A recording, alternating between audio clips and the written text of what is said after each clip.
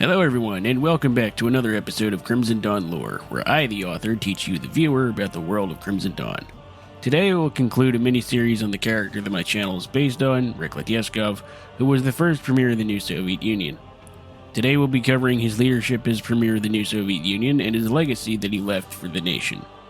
This video will be quite spoiler heavy for the second half of Crimson Dawn, so if you haven't read chapters 25 through 50, I highly suggest reading them, and I'll provide a link in the video's description.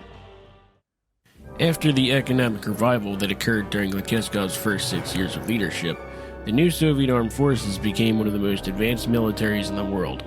However, a series of wars took place, the first of which being the Middle Eastern War from 2030 to 2033, the East Asian War from 2035 to 2037, and the North American War from 2041 to 2045. For simplicity's sake, I'll do individual videos about these wars later on, as Latyeskov himself had little influence on these wars, trusting victory into his military commanders. On Latyeskov's orders, democratic nations would take the place of the authoritarian regimes that caused these conflicts. These democratic governments would help create a global military alliance with the new Soviet Union called the Federation of Sovereign Nations, a far stronger successor to the United Nations that would stand firm against authoritarian dictatorships in both the near and distant future.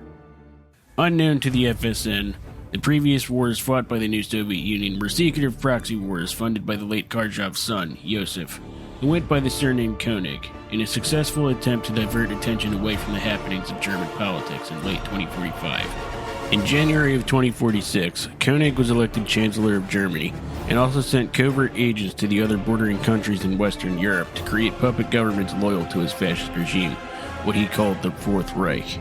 Though he was nearly successful in conquering most of Eastern Europe, Koenig didn't anticipate the strength of the Federation of Sovereign Nations, and if it weren't for their support, the new Soviet Union would have fallen, as Moscow itself was briefly occupied.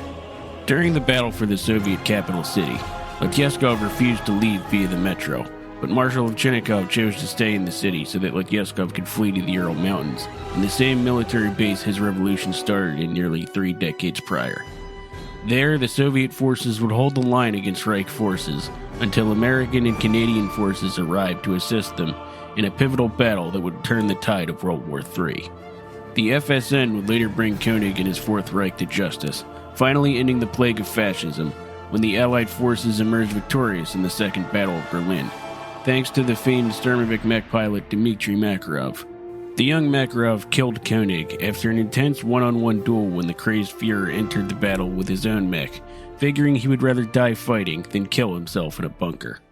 After the war, the FSN restored the Federal Republic of Germany and all previous democratically elected governments in Europe, and spent nearly a decade rebuilding the war-torn continent.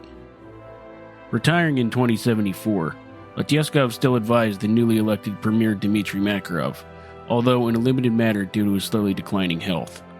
On March 4, 2090, Latyeskov passed away peacefully in his Moscow dacha, noting a few days prior that the nation he worked so hard to create was not only in good hands, but that the late Mayakova would be proud of what he accomplished.